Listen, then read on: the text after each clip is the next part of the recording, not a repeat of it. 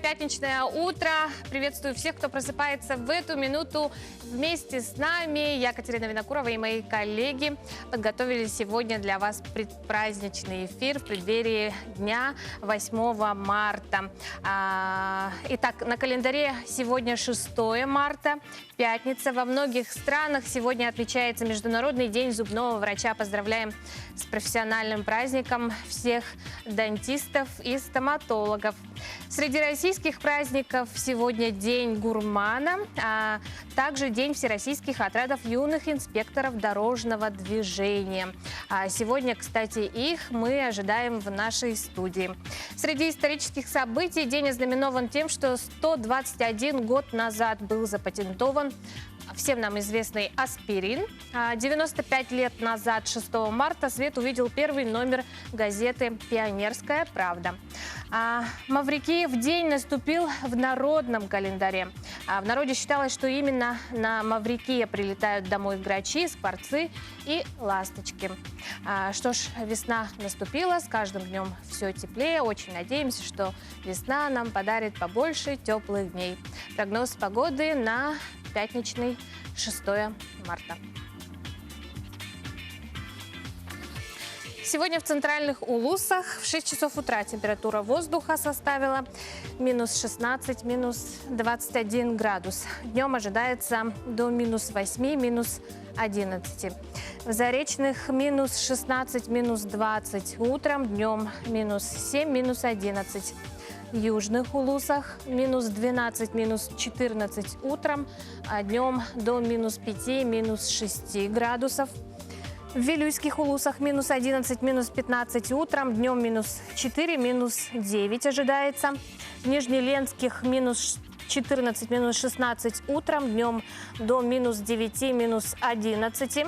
В западных минус 7, минус 15, а днем минус 2, минус 4 градуса. В Колымы-Индигирских минус 19, минус 30 утром, днем минус 12, минус 25. В Янских улусах минус 21, минус 26 утром, днем ожидается до минус 15, минус 18 градусов.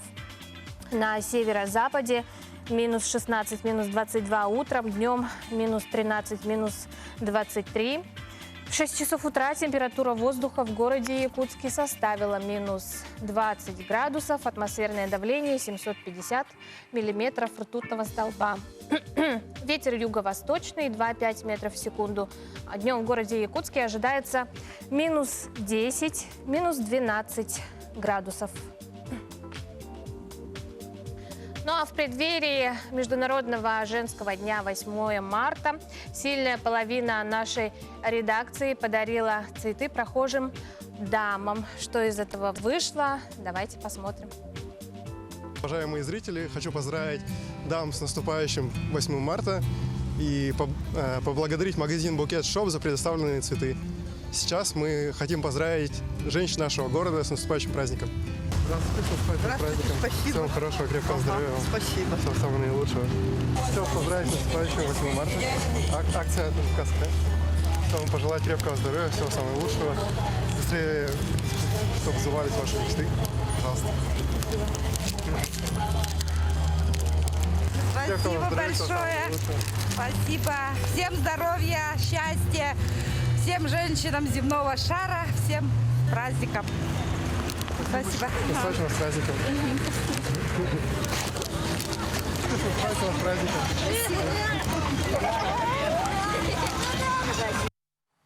Что ж, уважаемая сильная половина, почаще дарите своим девушкам, женщинам цветы. Это всегда приятно, не только в праздники.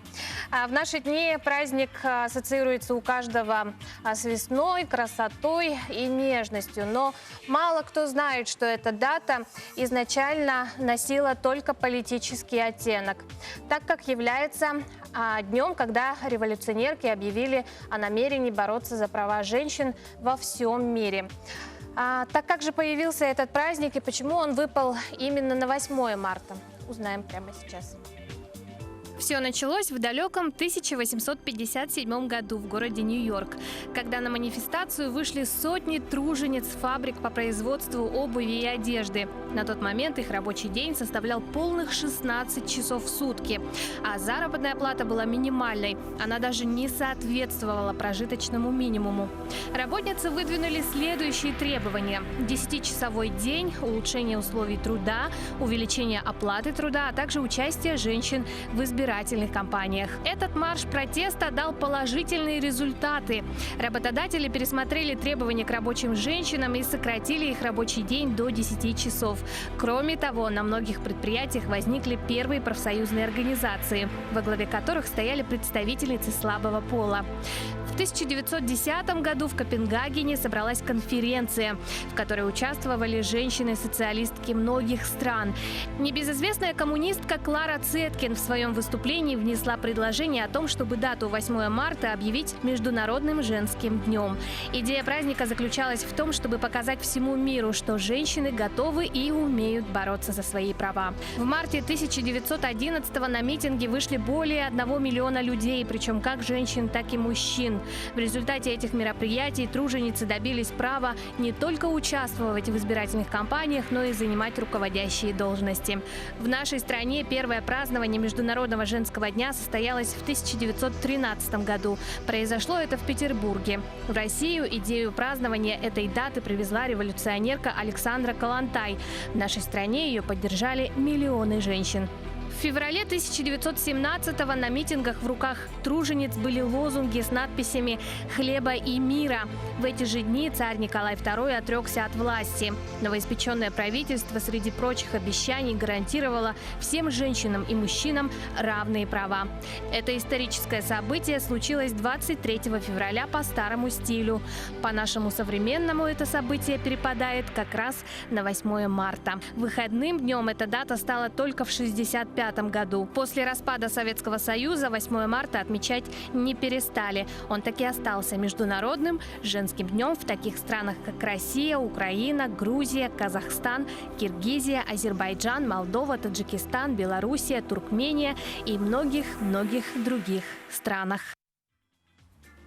Прошли праздники, приуроченные ко Дню защитника Отечества. Впереди Международный женский день, о котором мы сегодня без конца говорим. И, конечно, каждый день, каждый задумывается о подарке своим любимым девушкам, матерям, дочерям, женам.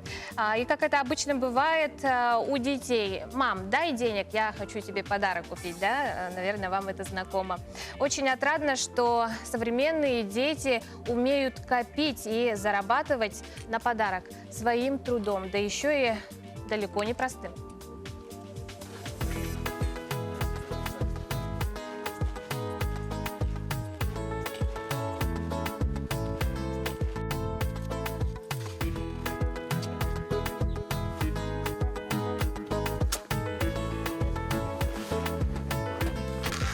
К нам в редакцию попало очень интересное сообщение о предоставлении услуг скидывания снега с гаражей.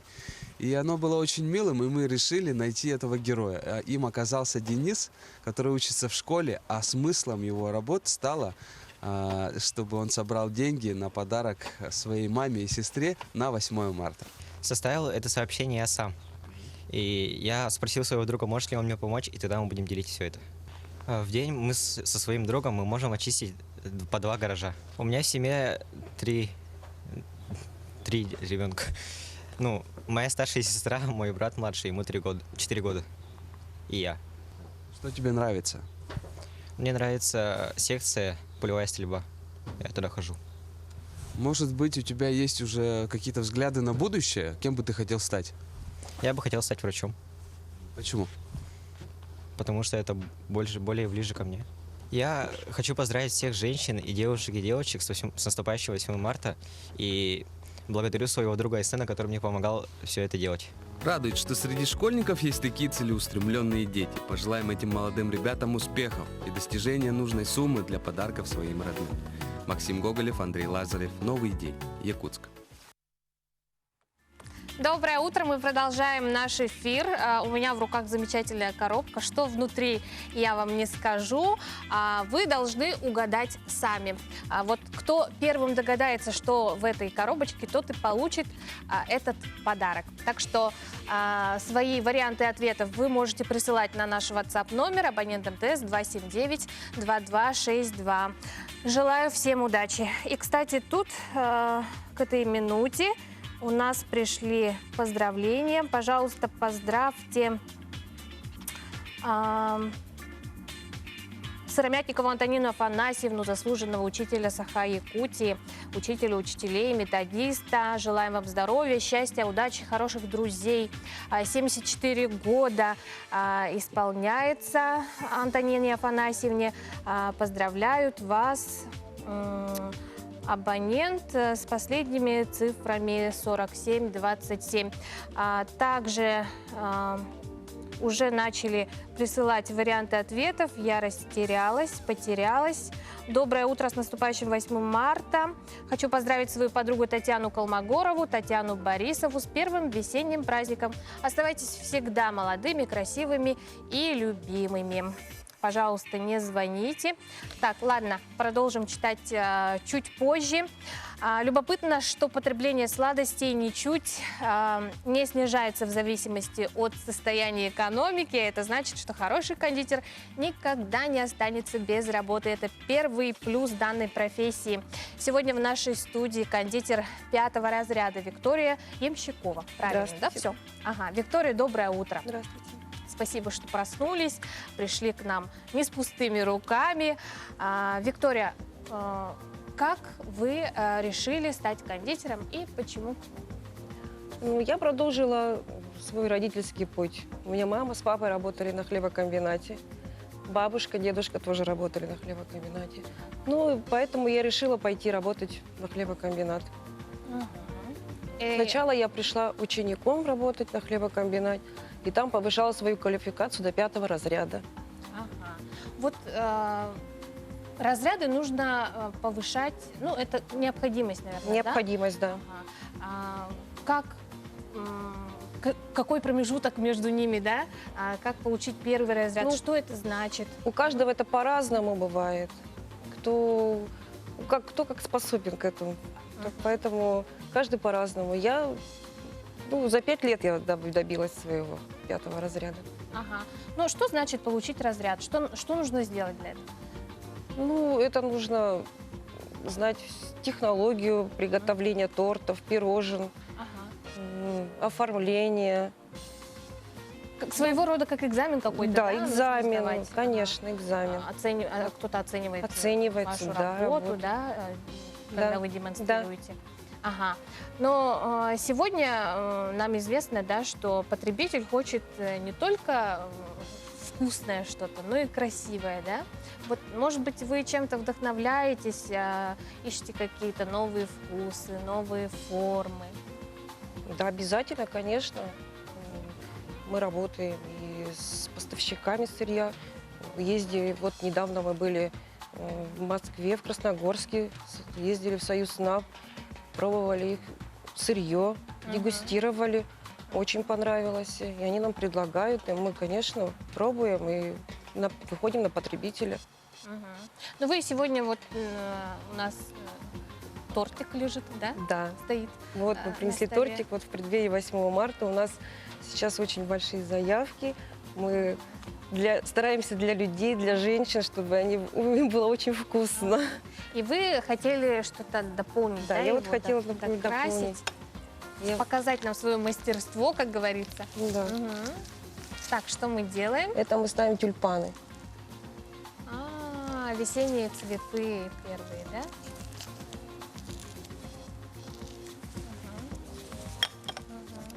И листики. Так. А что за крем? Это растительные сливки йогуртовым фондом. Вот, пожалуйста. Торт готов. А что за торт? Это шалунья, торт шалунья называется. Шалунья. Шалунья. Здорово. Как раз для девушек, да? Для женщин. Виктория, а помните вы свое первое блюдо? Когда вы его приготовили? Что это было? На предприятии вы имеете в виду? Нет, вообще сами. А, вообще. Мгм. Ну, я в детстве всегда любила стряпать торты. Тортики, да, любили? Да, я постоянно стряпала тортики дома. Радовала своих маму, папу, братика. Поэтому, наверное, так сложилось, что я пошла работать кондитером. Мгм.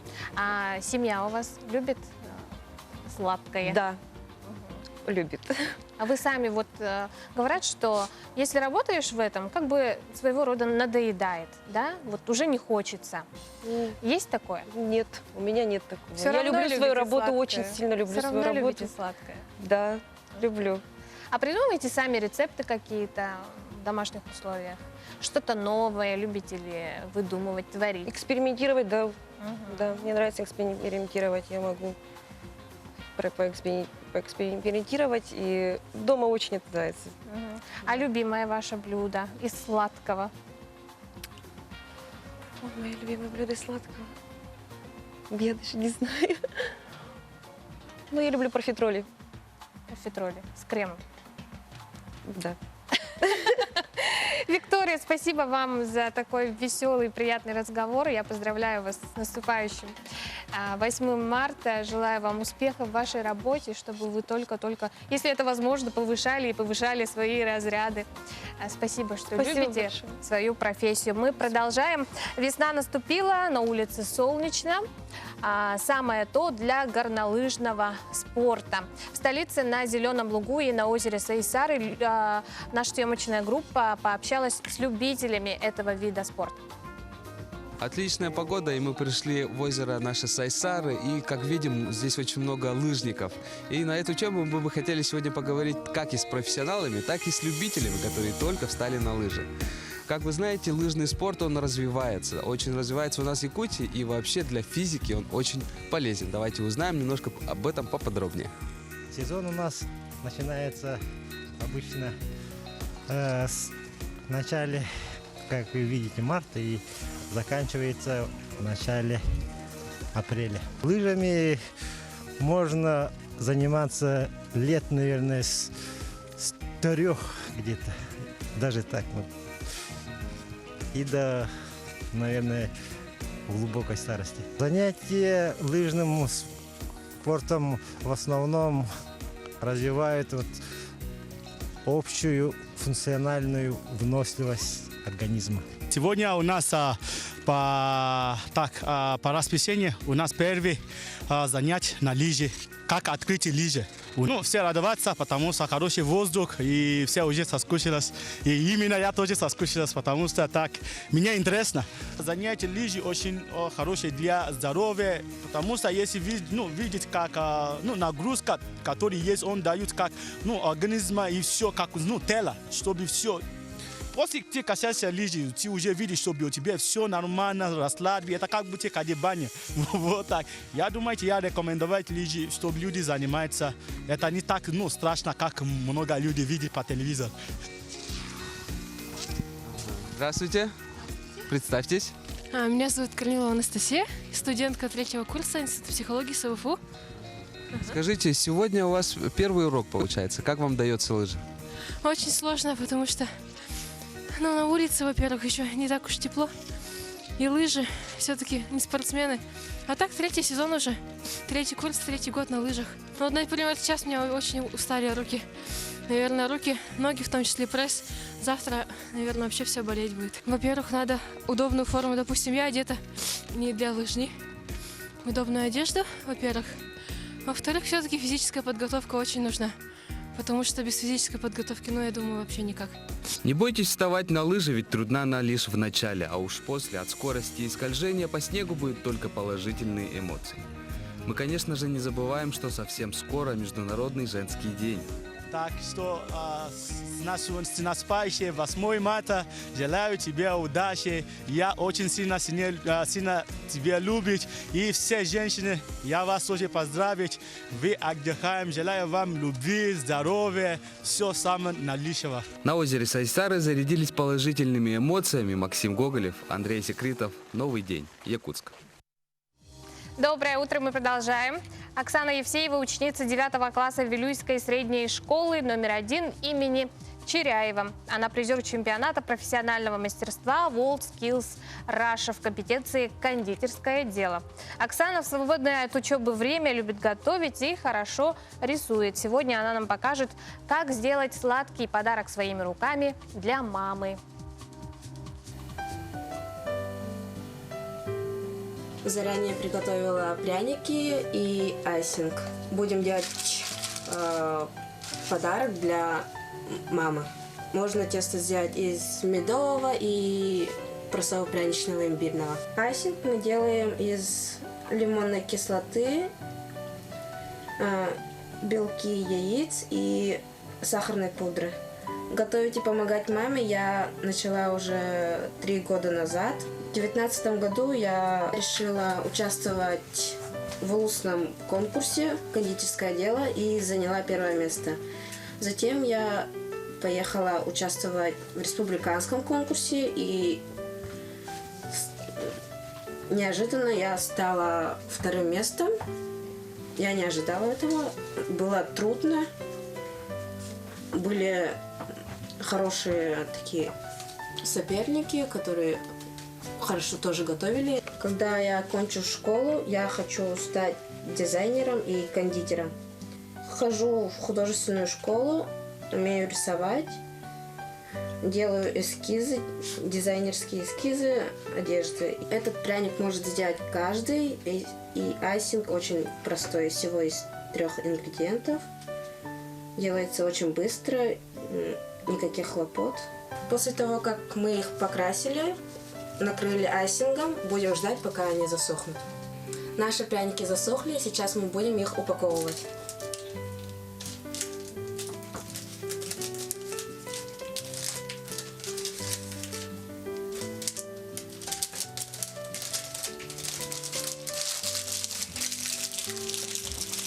Для нашего подарка нам понадобится подарочная чашечка и любой другой наполнитель для того, чтобы пряники не шатались.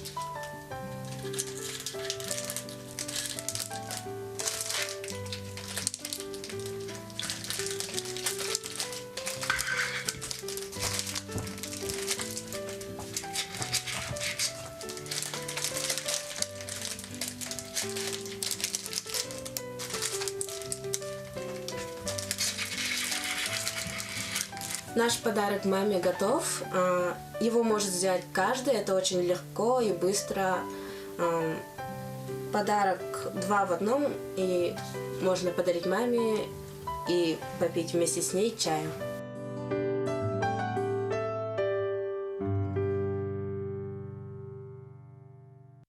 Замечательный букет из пряников. А теперь мы будем делать букет из шоколадных конфет. И в этом нам поможет наш утренний гость. Я представляю вам мастера спорта по масс-рестлингу республики. И не только. Это универсальный атлет. Многим он, лицо его знакомо. Это Евгений Иванов. Евгений, доброе утро. Здравствуйте. Ну вот, давайте сначала вот начнем с действия, да? Умеете делать букет? Нет, 1 раз это вижу, слышу даже. Давайте попробуем, да? Все бывает в 1 раз, как говорится. Ага. В преддверии женского дня всегда приятно получить из рук сильной половины подарок, тем более сделанный своими руками. Как вы думаете, с чего можно начать? Ну, я думаю, Нужно надо начать. да, конфеты как-то закрепить, наверное, Ага, чтобы правильно. имитировать На цветочки. шпажечки, вон деревянные шпажечки. А мы их прям насаживать будем? Да. Надеюсь, они не многоразовые. Так. Почему нет? Евгений, давайте начнем наш разговор, да, параллельно? Да, так, аккуратненько. Только силу свою рассчитывайте. Ой, да, но с трудом протыкается, кстати. Ага. Евгений, расскажите, как вы пришли в спорт? Вообще, чем начали заниматься изначально? Наверное, это было в детстве, да? Нет, в детстве не было. Я даже на физкультуру не ходил. Я был, как это сказать-то, педагогическая неудача физруков, я бы сказал. Так, Честно говоря, физкультуру интересно. я до сих пор недолюбливаю. Ага. Ну, то есть я же даже выступаю в индивидуальных в основном видах спорта, потому что не очень люблю коллективные игры. Ну, черта характера. И поэтому на физкультуру я, честно говоря, не ходил. Одиночка, Врать не можно буду. сказать, да? Ну да, в основном да. Ага. И тренироваться я начал очень поздно. Примерно 26 лет. 25-26 лет, да. Просто для себя, Ага. как обычно. А как случайно получилось? Пришли в зал, там познакомились с людьми нужными? Ну нет, совсем. Я как бы даже целенаправленно место работы поменял, потому что на то место, где я поступил работать, был спортзал. Он был заброшенный, я его немножко разгреб, так получилось, и там один год тренировался. А потом уже меня увидел тренер по масс-рестлингу, в частности, Юрий Эверстов, тоже легендарный атлет. И он такой, ну, он увидел, как я работаю, поднимаю что-то. Он, так, стоп, такой. А ты что, тренируешься? Ну, говорю, есть что-то.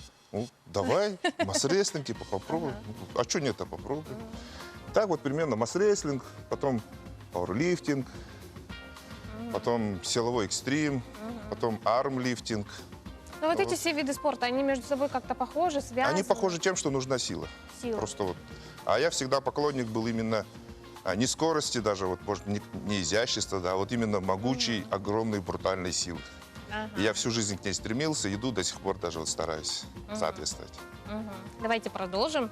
Ага. А то не успеем, да? Ага. Евгений, ну все-таки вот должна быть природная сила или сила все-таки, которая нарабатывается? Ну, сочетание, несомненно, сочетание. Потому что, да, природа дает, ну, я лично считаю, это мое мнение, природа все-таки дает, ну, наверное, не менее 70% от того, что ты вообще можешь сделать. Но 30% это уже наш труд, тренировки, труд. В том числе и подключать голову надо, грамотные тренировки. Интеллектуальные, скажем так, тренировки. Да, но, конечно, важна. Вот, например, в моем виде спорта, в том же силовом экстриме, если ты ниже, ну, крайний предел, наверное, 1,75 м, там просто делать нечего. Там многие упражнения связаны с ростом, например, и с массой, естественно. То есть надо быть достаточно большим. Сейчас вот в этом виде спорта лидеры, ну, двухметровые в основном. Да. Ну, а что далеко говорить о масс-рестлинге? То же самое. Вот у нас, например, сейчас я в весовой категории 125+, мужчина, например, там, ну, средний рост 1,87 м, где-то так, есть 1,90 м. Есть даже молодые парни двухметровые сейчас, вот прямо в Якутии. Я сам, когда увидел, поразился. Ого, говорю. Молодые парни, Народ-то растет, да. Да, да, кстати, Невероятно молодежь просто, очень- 2 метра. Да. Просто. А самый тяжелый вес, который вы поднимали? Ну, если конкретно о штанге говорить, то самый тяжелый вес я поднимал 325 килограммов на соревнованиях. 325. Ага. Я даже не могу представить. Ну, да, это достаточно много. А вот в жизни помогает как-то? Спорт, Ой, сила? в жизни мешает. Мешает. Да, серьезно. Вот, например, у тебя, например, тренировка, вот, даже просто на этой неделе, ты знаешь, она тяжелая, и ты начинаешь, ну не ты даже начинаешь, организм сам начинает беречься. То есть там плавные у тебя движения, ты там чайник 2 руками поднимаешь, не дай бог. Тебе говорят, толкни машину. Не, извините, у меня тренировка, как говорится. Ну, это и правда так. Надо ведь, если ты чем-то занимаешься, надо к этому делу очень серьезно подходить. Тут нет такого, что все успеть. Ну, к сожалению. Надо как-то чем-то жертвовать. А вот это, получается, спорт это все, чем вы занимаетесь? Или у вас есть какая-то деятельность профессиональная? Не, у меня профессиональная деятельность вообще не связана с спортом. Я индивидуальный предприниматель, у меня недвижимость есть. Я ее в аренду сдаю. И именно благодаря этому я имею возможность тренироваться. Потому что, ну, не секрет, что вот, ну, мои победы, например, связаны Евгений, а ваши победы с чем связаны, мы узнаем об этом после рекламы. Оставайтесь. Хорошо.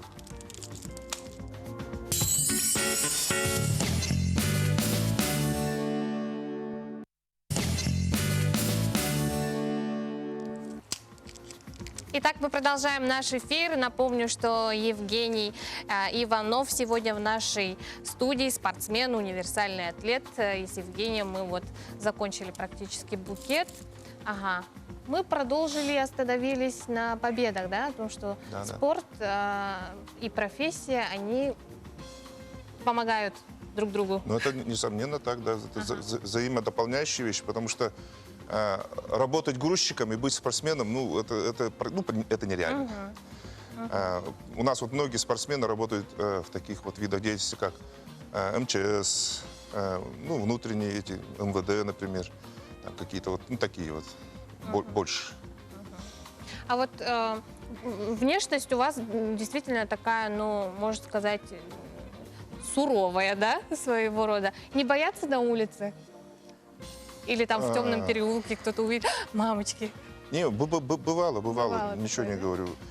Даже вот находясь, ну, где-то вот в Москве, например, там, в лифт заходишь, пугаются. Но я всегда успокаиваю. Успокойтесь, все нормально.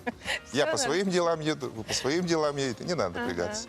Ну, когда говоришь, ну, вот в частности, я на русском хорошо говорю, то как бы сразу успокаивается, и никаких проблем в целом нет. Ну, это хорошо, на самом деле. Когда ты выглядишь так, как я, например, выгляжу, это проблем, соответственно, меньше. Нет такого, что кто-то там... Да, есть свои плюсы. Есть свои плюсы, да, несомненно. А о семье нам немножко расскажете? Ну, если говорить о семье, то, ну, как это?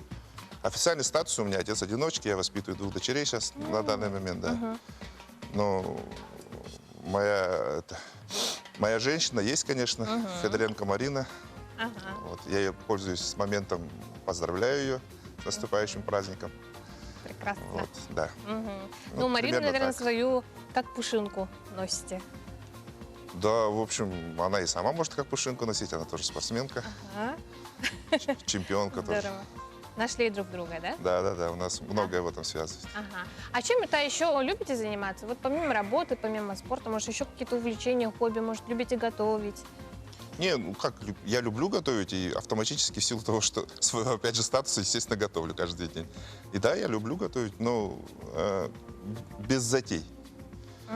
То есть, ну, я вот одно время увлекался, там, сложные блюда готовил, и как-то, ну, как-то разочарование. Я считаю, что чем проще пища, она, ну, и здоровее, и вкуснее, скажем так. А впереди у вас, как у спортсмена, какие планы? Ну, они сейчас гибкие. Вот в данный момент как бы на перепутье немножко находился зимой. Ну, зимой время такое, можно немножко отдохнуть. А к весне надо будет уже входить, скажем так, в форму. И вот буквально вот буду уже планировать сейчас вот на лето, на осень, может, что-то. Куда поеду, что сделаю. Вот буквально вот сейчас вот нахожусь, думаю. На выезды собираетесь? Да. Что ж, Евгений, нам, думаю, нашей прекрасной половине телезрительниц было бы приятно, если бы вы поздравили с наступающим праздником. Пожалуйста, можно на камеру. Да, и пользуясь моментом, хочу поздравить прекрасную половину нашей республики с наступающим праздником, вашим праздником. И хочу пожелать, чтобы вы, наши любимые женщины, держали планку высоко. В том смысле, что держать планку высоко в отношениях образования, в отношениях своей внешности. То есть постоянно стремитесь к чему-то лучшему. Вот как в спорте спортсмен всегда стремится к определенным высотам. Я считаю, что и в жизни тоже надо стремиться выше, выше, выше. Не стоять на месте, не входить, как говорится, в болотистое состояние, а вот развиваться. Такое Спасибо, Евгений, вам за добрые, прекрасные пожелания. Давайте покажем наш результат нашей сегодняшней работы, беседы. Ага. Ну вот это, я думаю, надо еще украшательством доводить до ума. И давайте вы мне подарите его. Поздравляю. Спасибо большое. Ух ты! Спасибо, Евгений, что пришли к нам этим утром. Спасибо вам за вашу работу, за то, что вы все-таки достигаете таких высот и представляете Якутию, действительно, республику на таком уровне. В том числе на международном уровне. А у нас сейчас блок новостей впереди. Оставайтесь с нами, после чего мы продолжим наш предпраздничный эфир.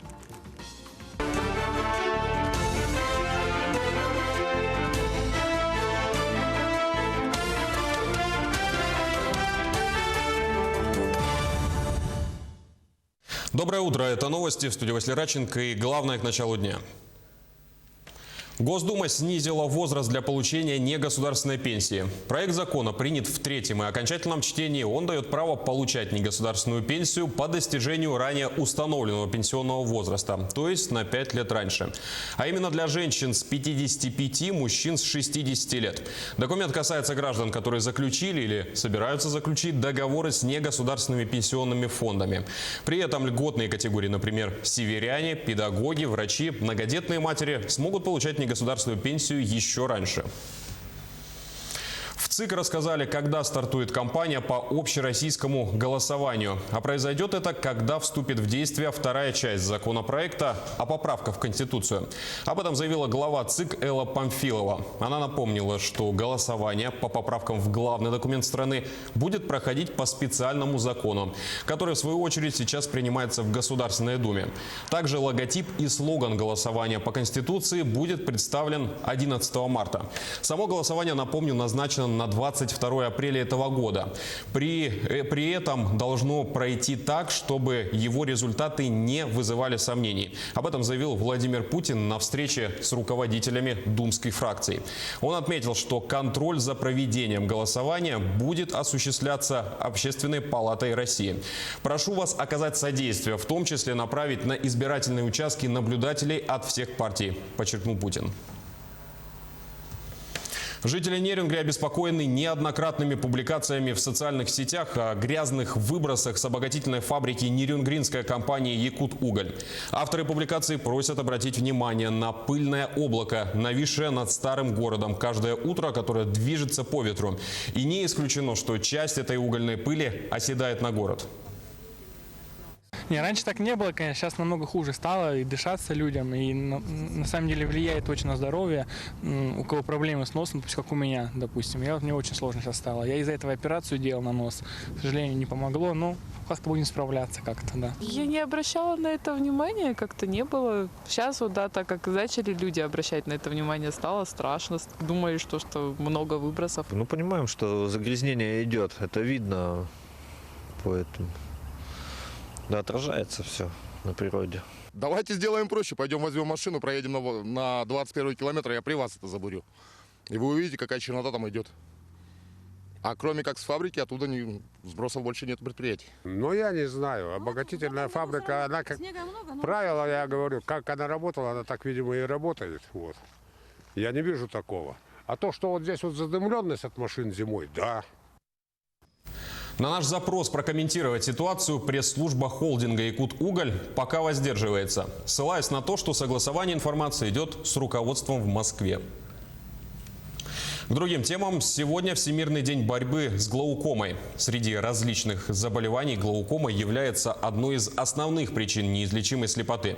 По данным Всемирной организации здоровья, сейчас в мире 105 миллионов человек страдают от глаукомы. В России от 750 тысяч до 1 миллиона 300 тысяч человек. Из них на Якутии приходится 12 тысяч пациентов. В Якутской офтальмологической больнице за день проводится 6-7 операций, а за год около 700. Хирургическое вмешательство проводится высокотехнологичным методом, и в среднем через 15-20 минут больной видит мир в ярких и полных тонах. При этом врачи советуют как можно раньше обращаться за медицинской помощью. Население у нас находится далеко, им нужно для этого приехать, и это очень дорого, и приехать, к сожалению, пациенты не могут 2 раза в год или раз в 3 месяца приезжать к нам сюда. Поэтому, конечно, в хирургии, в глаукоме, в лечении глаукоме мы отдаем такое предпочтение хирургическому лечению. Вот, хирургическое лечение глаукомы, конечно, вопрос достаточно сложный, но на сегодня у нас выполняется до 700 операций в год по поводу глаукомы. Вот, и имплантируются современные шунты, дренажи абсолютно бесплатно. Сейчас ненадолго прервемся, не переключайтесь.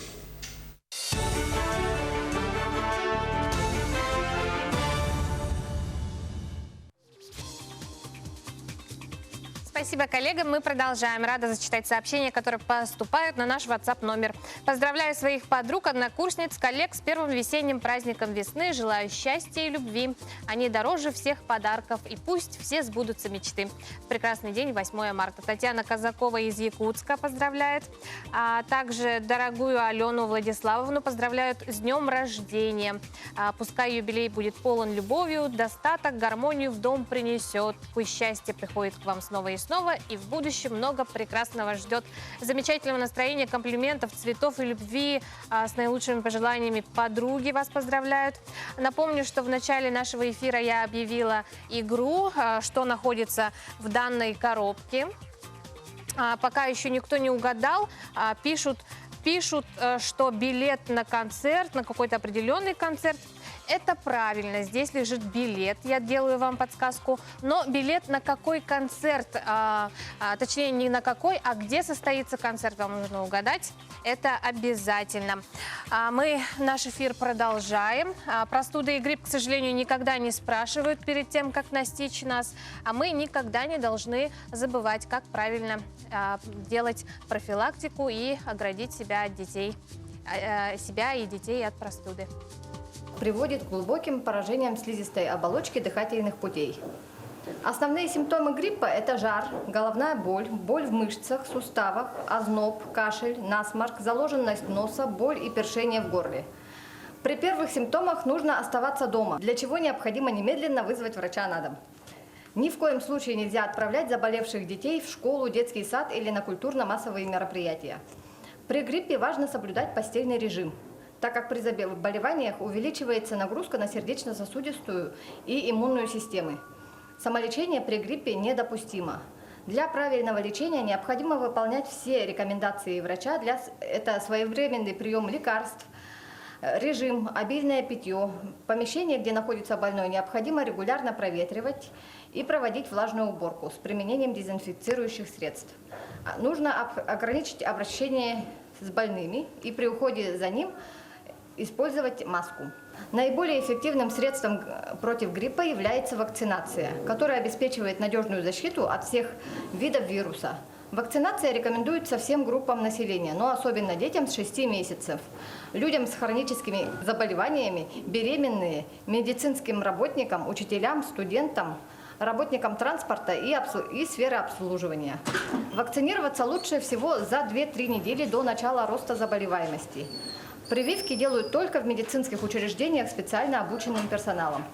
Перед вакцинацией вас обязательно должен осмотреть врач. Противопоказаниями к проведению прививки являются острые лихорадочные состояния, обострение хронических заболеваний, повышенная чувствительность к яичному белку, который входит в состав вакцины. Если по какой-либо причине вы не успели получить прививку, рекомендуются меры неспецифической профилактики. Также необходимо есть побольше продуктов с витамином С. По рекомендации врача используйте препараты, повышающие иммунитет. В случае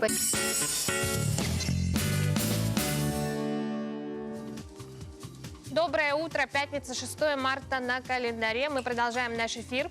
Знакомимся со свежим прогнозом погоды на сегодняшний день. По данным Якутского управления по гидрометеорологии и мониторингу окружающей среды, сегодня в центральных Улусах в 6 часов утра температура воздуха составила минус 16, минус 22, 21 градус. Днем ожидается до минус 8, минус 11. В заречных Улусах минус 16, минус 20. Утром, днем минус 7, минус 11 градусов. В южных Улусах минус 12, минус 14 утром, а днем минус 5, минус 6 градусов. В Вилюйских Улусах минус 11, минус 15 утром, днем минус 4, минус 9 градусов. А в Нижнеленских минус 14, минус 16 утром, днем минус 9, минус 11. В западных Улусах минус 7, минус 15 утром, днем ожидается до минус 2, минус 4 градусов. В Колымо-Индигирских минус 19, минус 30 утром, днем минус 12, минус 25. В Янских Улусах минус 21, минус 26 утром, днем минус 15, минус 18 градусов. А на северо-западе минус 16, минус 22 утром, днем минус 13, минус 23 градуса. В 6 часов утра температура воздуха в городе Якутске составила минус 20 градусов. Атмосферное давление 750 миллиметров ртутного столба. Ветер юго-восточный 2,5 метров в секунду. Днем в городе Якутске ожидается минус 10, минус 12 градусов. 6 марта 47 лет назад образовалось такое движение, как ЮИД в России, юные инспекторы движения. После пионерской организации это одно из самых длительных существующих общественных объединений среди школьников. Сегодня в нашей студии рада представить вам инспектора по особым поручениям управления ГИБДД по Республике Саха-Якутия, подполковника полиции Елену Гуляеву. Доброе утро. И директора среднеобразовательной школы номер 3 города Якутска, руководителя отрядов юных инспекторов движения Яну Юру. Правильно, да? Я ставлю ударение. Ну и ребята у нас, да, прям вот как солдаты выстроились в ряд. Ага, доброе утро, ребята, доброе утро, уважаемые гости. Елена Владимировна, насколько масштабно, да, на сегодня ЮИДовское движение нашей республики? Ну, хочу отметить, как вы уже сказали, что движение ЮИД – это одно из массовых движений в России и наиболее длительно существующих после пионерской организации. К примеру, есть современные движения, российское движение школьников, юнармия. Конечно, по сравнению с ними ЮИД выглядит более солидно и имеет более значительный опыт. В республике на сегодняшний день более 200 отрядов у нас существует. И хочу отметить, что это движение распространяется теперь уже не только на школьников, но и на дошкольников. В нашей республике, в одном из регионов, первых среди других регионов России, стали появляться отряды юных помощников инспекторов движения. То есть у нас уже есть и подрастающая смена, и в текущем году, вот как раз у Яны Евгеньевны в планах в школе третий открыть класс ЮИД, и еще в ряде школ, я думаю, в этом году тоже такие классы появятся, поэтому это движение ширится и развивается очень активно. Мы надеемся, что это развитие будет продолжено в ближайшее время. Ну что ж, Яна Евгеньевна, вопрос вам, что для вас ЮИД, да? А с чего все начиналось для вас? Началось давно, с 1989 года, как только я пришла работать в школу. Почти 30 лет занимаюсь юными инспекторами движения. Очень интересно. Могу многому научить сама, и мои ребятишки, которые выпускаются и давно участвуют в наших отрядах. Поэтому я думаю, что это движение должно развиваться и дальше. Для меня ЮИД – это практически вся моя жизнь. Ну как вот, поделитесь какими-то секретами, как все-таки нынешнее поколение удержать, направить, да, заинтересовать? Вы знаете, нам нужно мало. Нужно показать, как правильно ездить, завлечь их. Вот даже сейчас мы по воскресеньям катаемся в школе, хотя многие детки сидят дома и ждут, когда начнется весна, а мы катаемся на велосипедах в спортзале, это уже здорово. А потом они выступают перед другими ребятами, сравнивают, что многое знают по правилам дорожного движения, могут оказать первую доврачебную помощь. Очень хорошо выступают перед малышами в агитбригадах, поэтому это помогает им в дальнейшем найти новых друзей. Здесь проблем, вот, я считаю, что нет. Главное заинтересовать. И заинтересовать очень просто, на собственном примере. Я могу все. Так, что ж, ну перейдем к нашим ЮИДовцам, да? Ребята, расскажите, поделитесь с нами, чем вот вы занимаетесь в своем движении? Мы занимаемся правилами дорожного движения. Мы изучаем первую медицинскую помощь. Мы выступаем в разных мероприятиях. Мы хорошо учим правила дорожного движения. Еще мы учим фигурное вождение на велосипедах. И агитбригады. Молодцы, какие подготовленные пришли, да, к нам. Но нам известно, что вы побывали на нескольких ЮИДовских мероприятиях. Расскажите, что это за мероприятия? Мы были первый раз в Казани на всероссийских соревнованиях ЮИД. Потом побывали в Анапе в лагере «Смена». На межгосударственном конкурсе, где мы познакомились с ребятами-ЮИДовцами из таких регионов, как Ульяновская область и Забайкальский край. И еще мы познакомились с другими ребятами из стран СНГ, такими как Таджикистан, Узбекистан и Белоруссия. Еще нам посчастливилось побывать в Москве на первом форуме ЮИД. Мы познакомились с разными актерами и побывали в музее МВД. И еще мы там тоже ходили в разные музеи и встретили много разных актеров и обсуждали вопросы на тему ЮИД. Все. Да. Ответы закончены. Молодцы, ребята. Удачи вам желаю. Елена Владимировна, ну каковы дальнейшие планы у госавтоинспекции и органов образования, да? Ну, вообще, конечно, нам очень бы хотелось, чтобы в ЮИДовцы у нас шли как можно больше ребят, да. Ну, не просто потому, что нам этого хочется, а потому, что это нужно и важно. Наши дети, они изучают правила дорожного движения, умеют оказывать первую медицинскую помощь, значит, учатся правильно управлять велосипедом и безопасно на нем ездить. И я думаю, что ни один ребенок, который прошел школу ЮИД, никогда в своей жизни не станет нарушителем, а значит, он будет чувствовать себя в безопасности, значит, за него будут спокойны родители, и будет спокойнее всем взрослым, я думаю. Уважаемые гости, спасибо вам за участие в нашей программе. Ребята, я вас поздравляю с праздником, можно сказать, профессиональным. Удачи, успехов. Спасибо. Отличного Спасибо дня, большое. с наступающим. Спасибо. Всех тоже с наступающим праздником. Мы продолжаем. Макияж на 8 марта важная и неотъемлемая часть образа каждой девушки. Чтобы сделать его быстро, на помощь приходят различные лайфхаки. Учимся у профессионалов, уважаемые дамы. Доброе утро, дорогие телезрители! С помощью косметики можно не только подчеркнуть достоинства вашей внешности, но и скорректировать возраст. Сегодня я вам покажу, как сделать лифтинг-макияж и расскажу его основные приемы. Тональный крем с эффектом сияния избавит вас от тусклого цвета лица.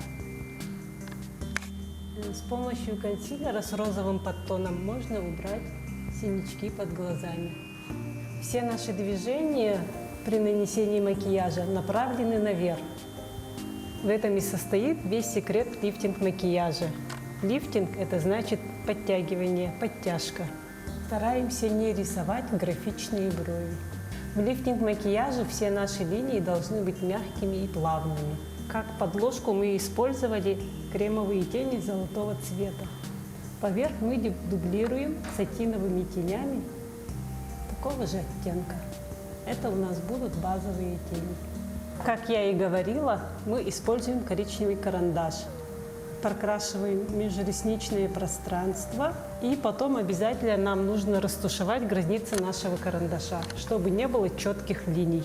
Поверх карандаша дублируем коричневыми тенями. На внешнем уголке глаза тени растушевываем с направлением наверх. Как вы заметили, тени у нас не перламутровые и не матовые. Сатиновые с легким блеском. Нижнее веко красим с особой осторожностью. Если нанести слишком много темных теней, то это может опустить глаз. А у нас лифтинг-макияж, все у нас стремится наверх. Прокрашиваем ресницы тушью с подкручивающим эффектом. После того, как прокрасили глаза, с помощью консилера мы убираем остатки теней по направлению к вискам. Это у нас создаст лифтинг-эффект. Выбирайте румяна с мерцающими частичками. Не надо бояться сияния. При лифтинг-макияже все средства выбираем сияющим эффектом. При макияже губ стараемся избегать матовых текстур.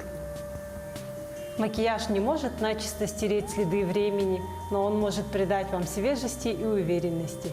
С вами была Александра Неустроева. До новых встреч! Итак, я рада объявить победителя. Праздничный концерт 8 марта состоится в Государственном цирке имени Марфы и Сергея Расторгуевых. И выигрывает абонент 8 914 166 82 83. На этом я с вами прощаюсь. Поздравляю милых дам с наступающим праздником. А вас поздравляют в эту минуту артисты филармонии Якутии.